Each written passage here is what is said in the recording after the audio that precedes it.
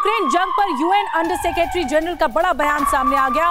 रूस यूक्रेन संघर्ष समाप्त होने के कोई आसार नजर नहीं आ रहे। यूक्रेन संघर्ष अंतहीन है, अभी और तबाही मचेगी, ये रोजमेरी डिकालो का कहना है, जो कि एक बड़ी आशंका की तरफ इशारा कर रहे हैं कि इस युद्ध की और ज्यादा विभीषिका सामने आ सकती है। बिल्कुल, अंतिम संग्राम क्या होगा अंजाम? एक तरफ G20 में इस युद्ध को खत्म करने के रास्ते ढूंढे जा रहे थे, और G20 का जो इस बार जो भारत को अध्यक्षता मिली है उसके लिए जो डिक्लेरेशन है उसमें बाकायदा प्रधानमंत्री की वो लाइन भी शामिल की गई है जिसमें कहा गया है कि this is not era of war, ये युद्ध का युग नहीं है। उसके बाद अमेरिका से ये फिर एक ऐसा बयान आना जो बताता है कि युद्ध अभी थमेगा नहीं। हो क्या रहा है? क्या यहां पर कोई डबल गेम खेला जा रहा है दुनिया की बड़ी ताकतों की तरफ से? अनतीन वॉर क्यों? क्या कह रहे हैं वहां के यूएस के अंडर सेक्रेटरी? आप समझिए, पोलैंड में मिसाइल अटैक के बाद यूएन अंडर सेक्रेटरी जनरल का एक बड़ा बयान सामने आया है। यूएन सिक्योरिटी काउंसिल की बैठक में बोली है रोजमेरी डिकालो। क्या कहा उन्होंने? युद्ध का कोई अंत दिख ही नहीं रहा। ये संयुक्त राष्ट्र की तरफ से बहुत बड़ा बयान है। जंग के चलते और बड़ा विनाश होगा। संयुक्त राष्ट्र क्या दुनिया को बहुत बड़ी चेतावनी दे रहा है? क्या कह रहा है संयुक्त राष्ट्र? हमने आपको दिखाया। दरअसल युद्ध में अब तक रूस के 82,000 से ज्यादा सैनिक मारे गए हैं, और रूस के हमले में यूक्रेन के ज्यादातर शहर तबाह हो चुके हैं। आधे से ज्यादा यूक्रेन अंधेरे में डूबा हुआ है। एनर्जी इंफ्रास्ट्रक्चर पूरी तरह से तबाह है। हमारे साथ तमाम मेहमान जुड़े हुए हैं। मैं जनरल ब्रजेश कुमार आपके पास आना चाहूंगा। जनरल साहब, यूएन अंडर सेक्रेटरी की इस वार्निंग को आप कैसे देखते हैं, और क्या वाकई ये एक बहुत कड़वा लेकिन सच है? देखिए, कोई भी युद्ध जो ऐसा भीषण गति से चल रहा हो, करीब 250 दिनों तक, उसके रिपरकशंस पूरे विश्व में फैले हुए हैं और रिपरकशंस अच्छे नहीं हैं। तो वैसे जो इनका बयान है काफ़ी मायने रखता है। ये बात अलग है, UN itself is a Toothless लेकिन टाइगर। ब्रजेश जी, जब युद्ध टाला जा सकता था तो रूस ने, पुतिन ने युद्ध हमला करके युद्ध छेड़ दिया। अब जो यूएन जनरल सेक्रेटरी की तरफ से अगर इस तरह का बयान आना, तो क्या ये अंतहीन है? लड़ते ही रहेंगे रूस और यूक्रेन? बहुत अच्छा सवाल है। मेरा ये मानना है कि अब शायद हम लोग एक समय पे पहुंच रहे हैं जब इस गुत्थी को सुलझाया जा सकता है। 2-3 कारण हैं।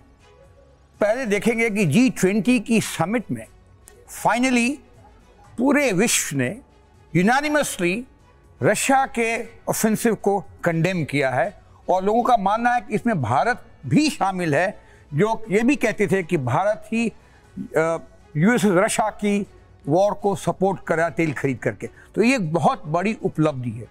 दूसरा, विंटर्स, जो विंटर्स है पूरे यूरोप को तबाह करेगा हीटिंग की वजह से और लड़ाई के गतिविधियों के ऊपर। बिल्कुल। और सर, आप सभी एक्सपर्ट सर, इकोनॉमिक जो डैमेज है वर्ल्ड सस्टेन नहीं कर पा रही है। अगर आप देखेंगे, 3 बड़े कारण आपने बताया। सर, सायरन बज चुका है, मैं लौटूंगा आपके पास। ब्रेकिंग सायरन बज रहा है, हमें उस खबर पे जाना होगा। यूक्रेनी चिड़ियाघर से जानवरों की चोरी का रूस पर लगा है आरोप। खेरसोन के चिड़ियाघर में जानवर चोरी कर रहे रूसी सैनिक, ये यूक्रेन आरोप लगा रहा है। वीडियो में रूसी सैनिक एक जू से जानवरों को चुराते दिख रहे हैं। चुराए जा रहे जानवरों में रैकून, भेड़, मोर, लामा, गधा, ये सब शामिल हैं। जानवर चोरी का वीडियो तेजी से वायरल हो रहा है। ये वीडियो देखिए आप, तो अलग अलग तरीके से इंफॉर्मेशन वॉरफेयर, और उसमें भी अलग अलग तरीके की तस्वीरें सामने आ रही हैं। इस चित्र का कैसे आप मतलब निकालते हैं कैप्टन? अंधेरी रात में कोई चोर आ जाए घर में तो गरीबी की कसम बड़ी शर्मिंदगी महसूस होती है।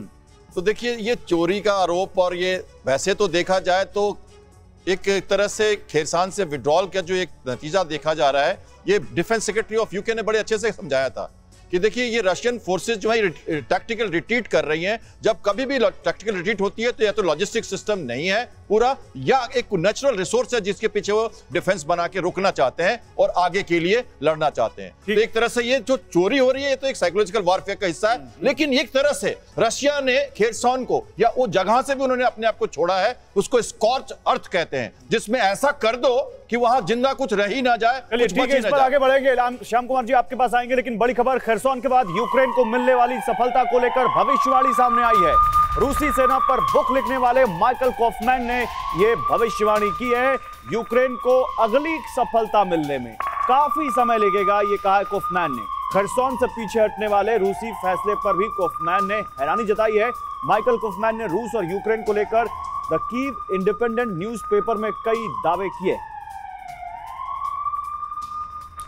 तो देखिए, अभी युद्ध को 9 महीने का समय हो चला है और अब भविष्यवाणियां भी सामने आ रही हैं। भविष्यवाणी कॉफमैन ने की और उन्होंने ये कहा है कि अब जो अगली बड़ी कामयाबी है या सफलता है, उसमें यूक्रेन को लंबा इंतजार करना पड़ेगा। यूक्रेन को इतनी आसानी से अब कोई कामयाबी मिलती नजर नहीं आ रही है। लेकिन अगर ज़ेलेंस्की का आप कॉन्फिडेंस देखेंगे, खास तौर से खेरसोन के बाद, तो वो तो अपनी सेना को अब तैयार कर रहे हैं क्रीमिया पर अटैक करने के लिए। कह रहे हैं कि अब क्रीमिया लेकर आओ, क्योंकि खेरसोन से रूस को हमने पीछे धकेल दिया है। वो इसे एक बड़ी कामयाबी के तौर पर देखते हैं। लेकिन इस बीच कॉफमैन ने क्या भविष्यवाणी की है, ये जानना जरूरी है। इंफॉर्मेशन वॉल पर सारी डिटेल्स आपके सामने रखेंगे कि खेरसोन से आगे यूक्रेन की राह में आखिर कितने कांटे हैं। ये देखिए, खेरसोन को खाली करने का फैसला हैरान करने वाला है। रूसी स्टडीज प्रोग्राम विशेषज्ञ हैं माइकल कॉफमैन, उन्होंने ये दावा किया है सर्दियों के बाद फिर से रूसी सेना कर सकती है हमला। ये लगातार हमारे पैनलिस्ट भी कह रहे हैं कि विंटर आने वाला है और ये बहुत बड़ी क्राइसिस लेकर के यूक्रेन के लिए आएगा। अब रूस केवल सर्दियों के निकलने का इंतजार कर रहा है। वहीं खेरसोन में रूसी सेना हारी नहीं है, बल्कि वापस जा रही है, अपनी इच्छा से वापस गई है। खेरसोन के बाद यूक्रेन को अगली कामयाबी मिलना बहुत मुश्किल नजर आ रहा है। रूस ने अपनी गलतियों से काफी कुछ सीखा है, यह भी इस भविष्यवाणी में कहा गया है। और सिर्फ इतना ही नहीं, इजियम में रूस ने हथियार छोड़े थे, लेकिन खेरसोन में ऐसा नहीं हुआ है। आगे क्या कहा गया है, निप्रो से क्रीमिया तक के इलाके को बचाना बड़ा टारगेट हो सकता है, बड़ा लक्ष्य हो सकता है रूस का। और ज़ेपोरिजिया वाले इलाके में रूसी सेना खुद को और ज्यादा मजबूत कर रही है। तो ये है कॉफमैन की भविष्यवाणी। शरदेंदु सर, जो भविष्यवाणी की गई है काफी हद तक सही की गई है। खेरसोन के बारे में आप लोग भी लगातार ये कह रहे हैं कि ये तो पुतिन की स्ट्रेटेजी का हिस्सा है, अपनी सेना को वहां से हटाना।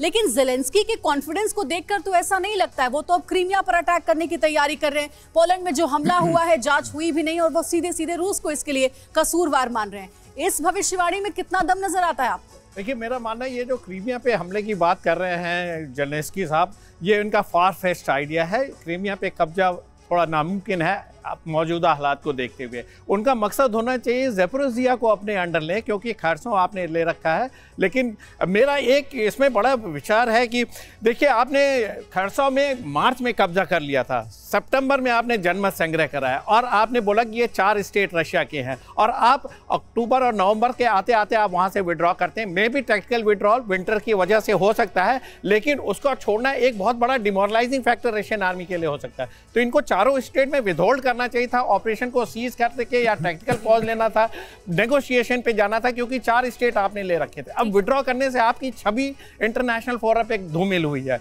आप एक बढ़ावा मिला है ज़ेलेंस्की को कि हम ज़ेपोरिजिया भी ले लेंगे, हम डोनेट्स्क भी ले लेंगे, हम आपका क्रीमिया भी ले लेंगे, और आपने एक फ्लड गेट खोल रखा है पूरे नाटो कंट्री को एक फिर से मदद की, एक पूरा आना, और इसके तहत ये उनकी सिचुएशन थोड़ी कमजोर होती है। एक ब्रेकिंग न्यूज है सर, मैं उसके बाद चर्चा करती हूँ। यूक्रेन का एक और शहर अंधेरे में डूब गया है।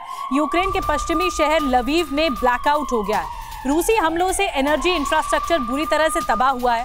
लवीव वही जगह है जहां पर पोलैंड में मिसाइल दागी गई थी, उसके पास ही है लवीव। लवीव के मेयर ने कहा है कि हालात बेहद भयावह है, तो इसकी जो रेपरकेशन है, इसका जो असर है, वो और ज्यादा भयानक हो सकता है। तो लवीव में जो ब्लैकआउट है, दरअसल सिर्फ लवीव की ही बात क्यों करें, यूक्रेन के कई शहर, अगर 2 दिन की बात करें, 2 दिन में जो हमले हुए हैं उस कई शहरों में ब्लैकआउट रहा है। पावर ग्रिड्स बहुत ज्यादा टारगेट पे रहे हैं। लेकिन यूक्रेन जैसे देश में जब सर्दियां आ रही हैं, इस तरह के ब्लैकआउट से बहुत बड़ी समस्या आम लोगों को फेस करनी पड़ रही है। जरा हम इसको समझे कि लवीव में जो ब्लैकआउट हुआ है वो क्या है और कितना इंपैक्ट उसका नजर आ रहा है। तो देखिए, यूक्रेनी शहर लवीव में हालात बेहद खराब हैं। पूरे शहर में अंधेरा छाया हुआ है, बिजली नहीं है, और लवीव के मेयर ने कहा कि 9 महीनों में कभी इतना बुरा हाल नहीं हुआ। ऐसी बुरी स्थिति नहीं देखी। रूस की बात करें तो रूस ने मंगलवार रात को यूक्रेन के कई शहरों पर, जैसा कि हम बात भी कर रहे थे, कई शहरों पर जबरदस्त हमला किया, 100 से ज्यादा मिसाइलें दागी और उसका ये रिजल्ट नजर आ रहा है। रूसी हमलों का निशाना यूक्रेन का पश्चिमी शहर लवीव भी बना है और उसका नतीजा आप देखने को मिल रहा है कि लवीव में ब्लैकआउट है। रूस ने सबसे ज्यादा निशाना अगर कहीं लगाया है तो वो एनर्जी इंफ्रास्ट्रक्चर थे, पावर ग्रिड्स थे, जहां से बिजली सप्लाई होती थी। रूस के हमले के बाद से शहर में बिजली व्यवस्था पूरी तरह से ठप हो गई है और यही वजह है कि अंधेरा है इस वक्त लवीव में। खास बात क्या है, लवीव के पास ही पोलैंड का वो इलाका है जहां कल मिसाइल गिरी थी, इसीलिए कई तरह की आशंकाएं कही जा रही हैं कि ये टारगेट नहीं था पोलैंड में, ये शायद कोई गलती है। सचदेव सर, एक तरफ लवीव में और लवीव समेत यूक्रेन के दूसरे शहरों में लोग ठंड में बिना बिजली के अंधेरे में जिंदगी गुजार रहे हैं। ज़ेलेंस्की को लेकर तो सवाल होंगे कि सारी मदद मिल रही है, वो तो ट्वीट कर रहे हैं, वीडियो बना रहे हैं, गर्म पानी मिल रहा है, अच्छा बिस्तर मिल रहा है, वो लड़ सकते हैं, लेकिन आम यूक्रेनी के सामने तो बड़ा संकट है। जी, ये आप सच कह रहे हैं। और जहाँ पर टेम्परेचर 0 से 20 डिग्री नीचे तक जाता है और ठंडी हवाएं चलती हैं, वो साइबेरिया से आती हैं, तो आप आम व्यक्ति की दशा समझ सकते हैं, बिना बिजली के, बिना पानी के और बिना गैस के। और इस तरह से मनोबल के ऊपर प्रहार किया जा रहा है। और जो रणनीति, अभी तो ये लवीव है, क्या और भी हो सकता है, और भी शहर आ सकते हैं? जी, आ चुके हैं। कीव तक में अटैक हो चुके हैं ईरानियन ड्रोन से। और पिछले महीने ही राष्ट्रपति ज़ेलेंस्की ने खुद स्वीकार किया था कि 30% उत्पादन क्षमता बिजली की नष्ट हो चुकी है। बिल्कुल, जो आप कह रहे हैं सर, इसी से जुड़ी हुई ये बड़ी खबर है। यूक्रेन में अब तक का सबसे बड़ा एनर्जी संकट खड़ा हो गया है। यूक्रेन के इतिहास में सबसे बड़ी तबाही है ये। बूंद बूंद पानी को तरस रहे हैं लाखों लोग। बिजली सप्लाई ठप होने से जीवन मुश्किल है। आधे से ज्यादा पावर सिस्टम तबाह है और क्योंकि सर्दियां आ रही हैं और यूक्रेन, रशिया, यहाँ पर बहुत ज्यादा ठंड पड़ती है, माइनस में टेम्परेचर होता है, गर्मी के लिए पावर चाहिए, एनर्जी चाहिए, वो भी बहुत ज्यादा परेशान कर रही है यूक्रेन के लोगों को। तो जो एनर्जी क्राइसिस सामने आए हैं या जो दिक्कतें सामने आ रही हैं, चुनौतियां सामने आ रही हैं, क्या बर्बाद होने की कगार पर पहुंच चुका है पूरा यूक्रेन? क्योंकि इस ठंड में कहीं ऐसा तो नहीं होगा कि इस ठंड में ये जो ठंड है वो यूक्रेन को जमा देगी। पहले से ही इतने ज़्यादा बर्बर हमले हो रहे हैं और उसके बाद मिसाइल पर मिसाइल दागे जा रही हैं। उसके बाद अब जो मूलभूत जो एनर्जी सामने आई या फूड क्राइसिस को लेकर, ये तमाम चीज़ें, उसकी सप्लाई कम होना और एनर्जी क्राइसिस होना, ये यूक्रेन के लिए एक बहुत बड़ी चुनौती होगी। इसीलिए हम कह रहे हैं क्या यूक्रेन बर्बाद होने की कगार पर पहुंच गया है। तो देखिए, मैं कुछ आंकड़े आपको बता रहे हैं। कुल आबादी 4 करोड़ 38 लाख है। यूरोप में जो शरणार्थी हैं, जो रेफ्यूजीज हैं, वो 80 लाख से ज़्यादा हैं। ठीक, उसके बाद यूक्रेन में ही अगर देखें तो कितने लोग बेघर हुए हैं, 1 करोड़ के करीब बेघर हुए हैं। इसके अलावा युद्ध में जो मौतें हुई हैं अब तक, वो 40,000 से ज़्यादा, 40,000 प्लस नागरिकों की मौतें हुई हैं। अब और आंकड़े आप तक पहुंचाते हैं कि कितने लोग बेघर हुए हैं, क्या कुछ हालात है, कितने लोग अंधेरे से इस वक्त जूझ रहे हैं। कुल करीब जो घर हैं वो 1.5 करोड़ के करीब हैं। 70 लाख प्लस घरों में अंधेरा इस वक्त है। ये सिचुएशन है। बिना बिजली पानी जीवन चल रहा है।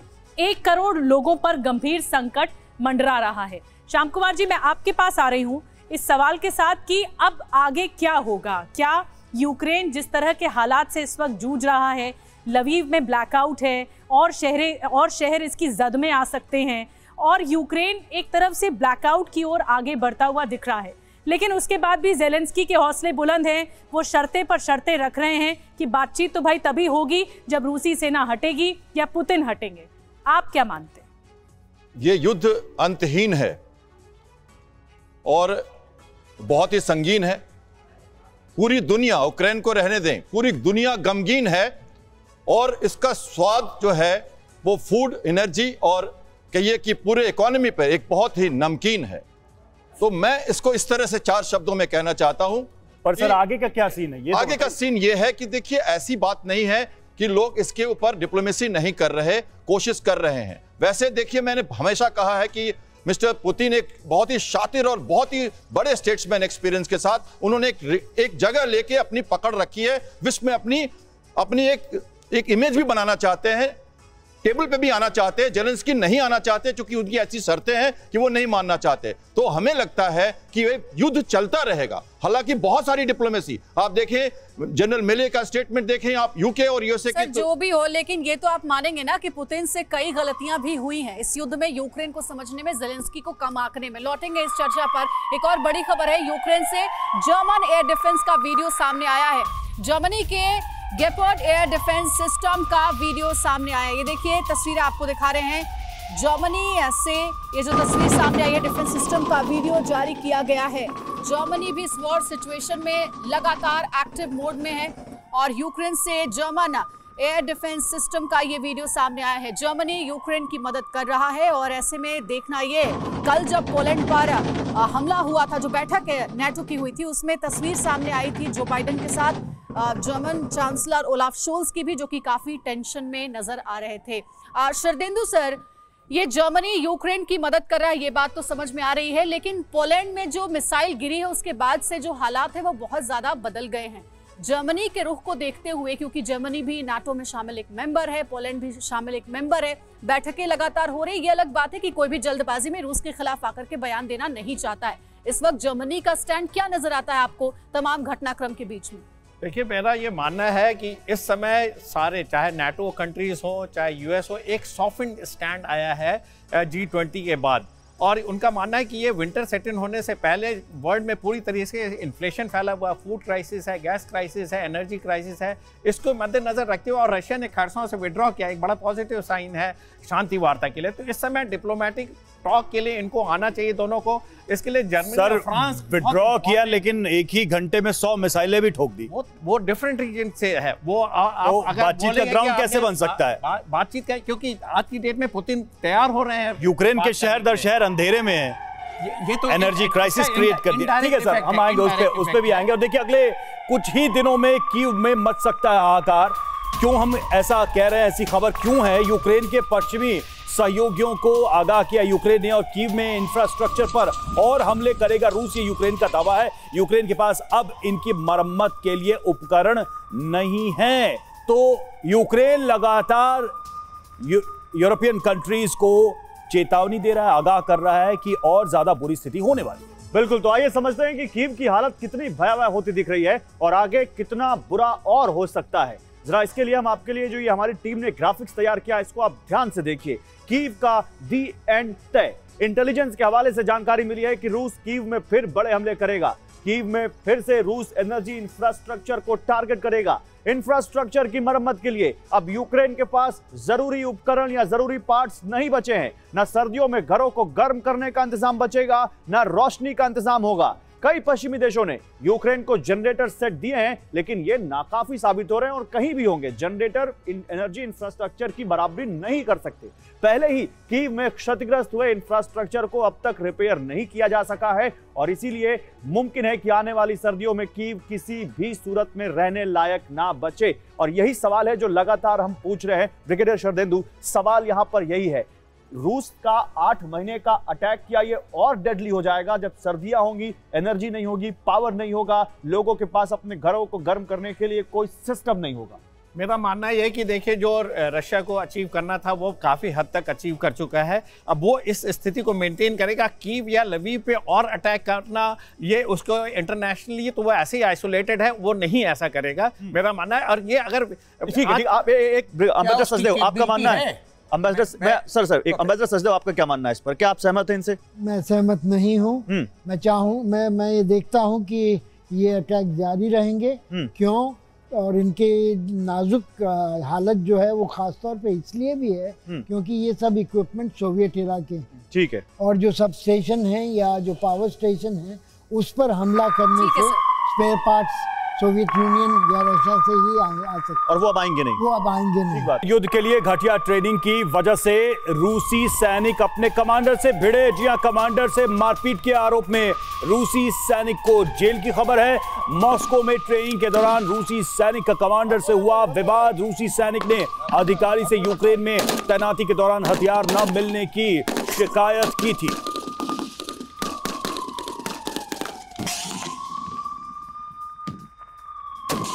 ठीक है, तो देखिए ये हम आपको तस्वीरें दिखा रहे हैं। क्या रशियन फोर्स में बगावत हुई है और क्या ये बगावत कोई बड़ा मुद्दा होगा रूस के लिए? क्योंकि इससे पहले भी तस्वीरें आई थी जहां ये कहा गया था कि रूस की फोर्सेस के कुछ सैनिकों ने यूक्रेन के लोगों पर हमला करने से इनकार कर दिया था। हमने देखा था कहीं शुरुआत में 2-3 महीने जब वॉर को हुए थे, तब यूक्रेन में जब रूस की सेना एंटर कर रही थी तो यूक्रेन के लोग जब टैंकों के सामने खड़े हो जाते थे तो वो आगे नहीं बढ़ते थे, क्योंकि रहे तो दोनों एक ही हैं। लेकिन अब क्या ये बगावत कुछ बड़ा है, इस बारे में जानकारी आपको दिखाते हैं। कमांडर से भिड़ने वाले अफसर के वकील के आरोप आपको बताते हैं। यूक्रेन में तैनाती से पहले रूसी सैनिकों को अच्छी ट्रेनिंग नहीं मिल रही, पहला कारण तो यह है। दूसरा, मॉस्को में अपने कमांडर से ही भिड़ा जूनियर सैन्य अधिकारी लेफ्टिनेंट कर्नल डेनिस मजानोव ने रूसी अधिकारियों पर कई आरोप लगाए हैं। कमांडर से लड़ने के आरोप में हो सकती है उसको 15 साल की जेल।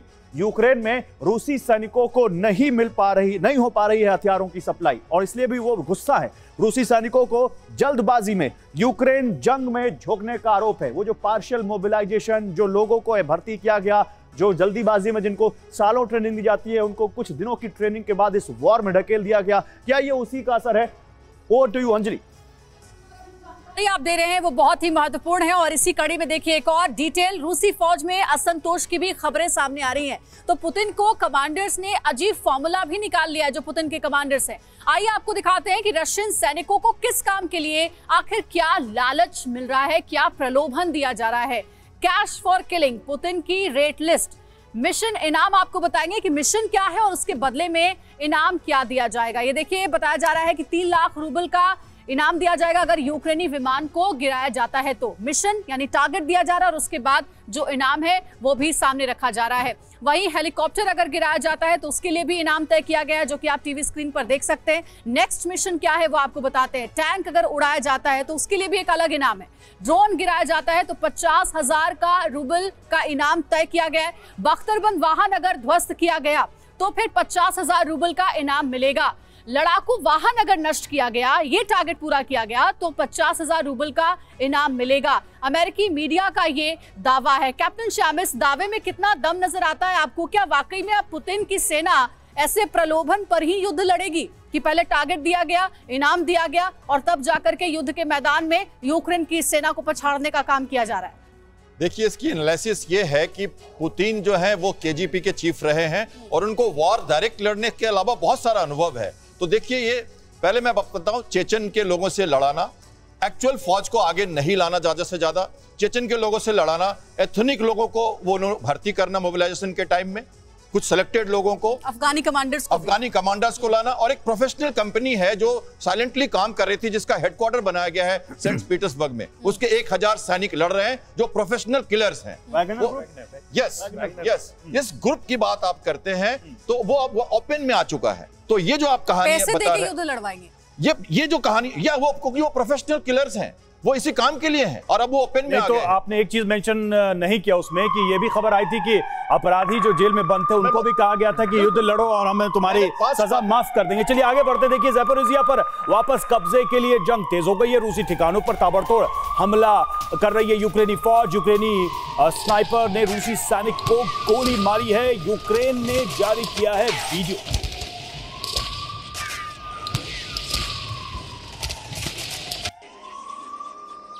रूस के खरसोन छोड़ने के बाद बहुत खुश हैं यूक्रेनी। खरसोन से आया एक वीडियो, लोगों ने कहा शहर में बिजली, पानी, इंटरनेट नहीं, लेकिन अब शहर में कोई रूसी नहीं और हम आजाद हैं। तो लोग इतनी दुश्वारियों के बावजूद खुश हैं। और ये खरसोन से एक लोकल का वीडियो सामने आया है जहां बिजली नहीं, पानी नहीं, तमाम सुविधाएं नहीं, उसके बावजूद कह रहा है वो कि वो हमारा देश है, हमारी मिट्टी है और इसलिए हम खुश हैं क्योंकि रूसी नहीं है। जनरल साहब, क्या देखते हैं आप इसको, कैसे देखते हैं? और इससे पहले भी आप कुछ कमेंट करना चाह रहे थे रूसी सैनिकों के ऊपर। देखिए, मुझे थोड़ा समय देंगे। रूस की सेना और पुतिन की स्ट्रेटेजिक लीडरशिप को अगर देखेंगे तो शुरू से आखिर तक फेलियर ही फेलियर है। पहला, वो चाहते थे 5-7 दिनों के अंदर कीव और पूरे देश का कब्जा हो जाए, नहीं हुआ। दूसरा, वो चाहते थे ब्लैक सी में यूक्रेन को इंसुलेट कर देंगे, खरसोन पे कब्जा करेंगे, आगे जाएंगे, ओडिशा पे कब्जा करेंगे, फेल हो गए। लड़ाई में उनकी वायु सेना बिल्कुल नाकाम रही। औरतें, दादी और नानी ने मिसाइल को उनको नष्ट किया। चौथा, खेरसौम से बाहर आए हैं, कह तो रहे हैं टैक्टिकल विड्रॉल, मगर इसमें अगर सब देखेंगे जनरल स्टाफ की leadership, battle intelligence, operation logistics, आप कह रहे हैं हर एक चीज में कई मोर्चों पर फेलियर साबित हुआ है। ये युद्ध छेड़ना ही पुतिन के लिए बहुत बड़ी हार थी। नॉर्थ कोरिया ने जापान सी में दागी मिसाइल, नॉर्थ कोरिया ने दागी short range ballistic missile. South Korea ने किया दावा। नॉर्थ कोरिया के एक्शन के बाद कोरिया प्रायद्वीप में टेंशन हाई है। तो एक बार फिर से कोरियाई प्रायद्वीप से ये खबर सामने आ रही है। और देखिए एक और कोरिया से जुड़ी हुई बड़ी खबर, नॉर्थ कोरिया ने अमेरिका को कड़ी चेतावनी दी है। साउथ कोरिया को मदद करने पर अमेरिका को चेताया है नॉर्थ कोरिया ने। नॉर्थ कोरिया के विदेश मंत्री चो सोन हुई का यह बयान आया है। उकसाने वाली हरकत कर रहा है अमेरिका, यह कहा नॉर्थ कोरिया के विदेश मंत्री ने।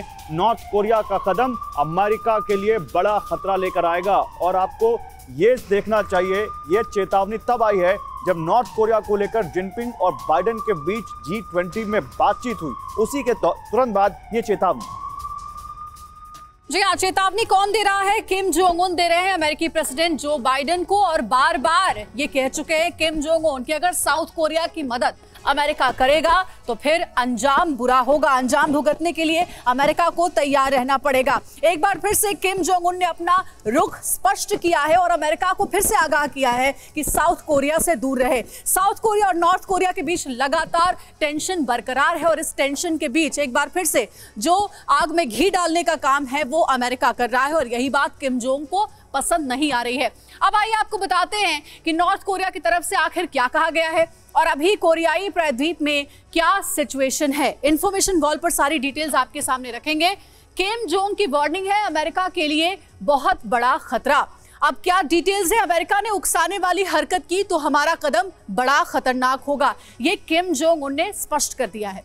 America south Korea air exercise से बढ़ी है कोरियाई प्रायद्वीप में टेंशन और इस टेंशन के बाद north Korea back to back missile दाग रहा है जिससे टेंशन बढ़ता ही जा रहा है। साउथ कोरिया बार बार इस बात को लेकर ऑब्जेक्शन जताता रहा है।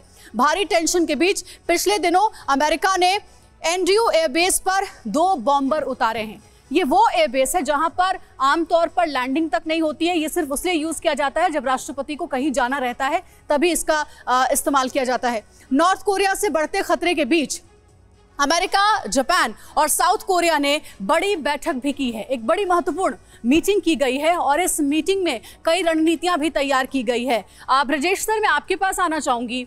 नॉर्थ कोरिया साउथ कोरिया के बीच की टेंशन जग जाहिर है, लेकिन अब इसमें इन्वॉल्वमेंट दिख रहा है अमेरिका का भी, क्योंकि साउथ कोरिया को लगातार अमेरिका सपोर्ट कर रहा है। किम जोंग उन की ये चेतावनी जो बाइडेन के लिए, अमेरिका के लिए कितनी खतरनाक साबित हो सकती है, क्योंकि टेंशन लगातार बढ़ती जा रही है। क्या एक नया वॉर फ्रंट खुलता हुआ नजर आ रहा है नॉर्थ कोरिया और साउथ कोरिया के बीच? नॉर्थ कोरिया के जो शासक हैं, जो प्रेसिडेंट हैं, अब उनको अमेरिका को चेतावनी देना तो शायद एक बहुत बड़ी बात हो गई। Either he is talking out of hat, it's not practical. देखिए, टेंशन्स तो नॉर्थ और साउथ कोरिया के बीच में होता रहता है और इस माहौल में जहां इंटरनेशनल सरगर्मियां बढ़ गई है तो ये इसका थोड़ा उभरना या बड़ा होना भी स्वाभाविक है। मुझे लगता है, एक आखिरी कमेंट, मुझे लगता है कि ये जो कॉन्फिडेंस है वो नॉर्थ कोरिया को रूस से ही मिला है कि जब रूस छेड़ सकता है युद्ध तो फिर हम क्यों पीछे रहे। रूस से मिला है या चाइना से मिला है या दोनों से मिला है, कहना मुश्किल है। बड़ी बात कह रहे हैं सर, और देखेंगे आगे जब हम बात करेंगे इस बारे में तो इसको भी डिकोड करने की कोशिश करेंगे। फिलहाल अंतहीन वॉर ये तो दिखता है।